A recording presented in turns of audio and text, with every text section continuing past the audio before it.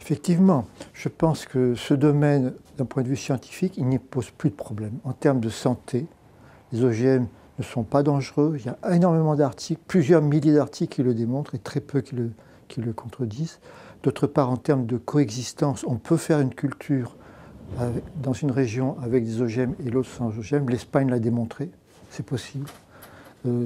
Et je pense qu'effectivement, maintenant, la controverse, elle n'est plus d'ordre scientifique, mais elle est d'ordre politique. Quel type d'agriculteur nous voulons dans notre pays? Est-ce que c'est une agriculture moderne, compétitive, ou est-ce que c'est un retour au passé? Et donc ça, c'est un débat politique, et c'est les politiques maintenant qui ont la clé de la solution. Que faire dans ce combat, dans ce débat OGM qui est arrivé à un point très négatif dans notre société? Les biotechnologies, c'est un mot qui utilise la biologie moléculaire, la génétique, et ça permet de faire énormément de choses très intéressantes dans l'agriculture de demain. Je vais vous donner quelques exemples, par exemple.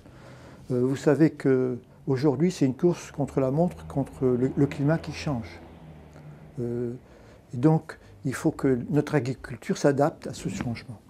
Avec les techniques anciennes, pour faire une plante intéressante, il fallait une dizaine d'années. Et quand le climat change, c'est beaucoup plus rapide. Et donc cette biologie technique, ces OGM vous permettent de produire rapidement quelque chose qui s'adapte à un changement. Et le meilleur exemple, c'est les plantes qui résistent à la sécheresse. C'est des progrès très récents. Il y a un article justement dans une revue célèbre, Nature, qui vient de publier hier, que j'ai lu, où il y a maintenant 10 exemples de plantes, le maïs, le tabac, le riz, le coton, où ces cultures se font avec une réduction de 30% d'irrigation. C'est un progrès énorme.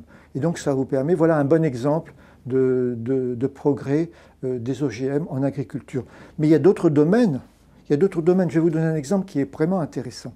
Quand vous plantez un pommier, il faut attendre 9 ans pour avoir des pommes. Bon, on a isolé un gène de floraison et un gène qui empêche le vieillissement. Et on a fait des pommiers qui produisent en un an, tout de suite, des pommes. Vous vous rendez compte le progrès? Par exemple, vous avez un froid qui tue les pommiers. En Normandie, par exemple. En général, il ne fait pas froid, mais il peut arriver qu'il va faire froid par un changement climatique. Vos pommiers vont être décimés. Il faut replanter des plantes. Vous vous rendez compte qu'il faut 8 ans pour avoir des pommes et faire du cidre? Voilà un progrès fantastique. Et c'est un progrès qui date de l'année dernière. Donc voilà un peu les progrès qu'on peut envisager sur les OGM. Je ne parle pas évidemment des plantes médicaments. Vous savez que beaucoup de nos médicaments contre le cancer sont issus de plantes. Le plus connu, c'est le Taxol. C'est le seul médicament que nous ayons pour le cancer du sein. Il provient d'écorces de plantes. Aujourd'hui, on a la possibilité de mettre les gènes qui produisent ce produit dans une plante, et on appelle ça la plante atraire parce qu'elle sécrète quelque chose.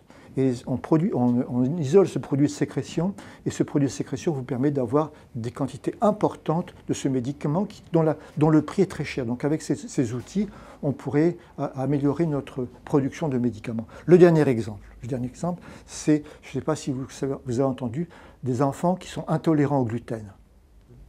C'est fréquent. Un enfant sur 300 sont intolérants au gluten, ce qui fait qu'ils ne peuvent pas manger de pain. Quand il y a des anniversaires, ils sont à côté, ils n'ont pas le droit de participer au gâteau. Et bien les Espagnols sont en train de faire un pain sans gluten.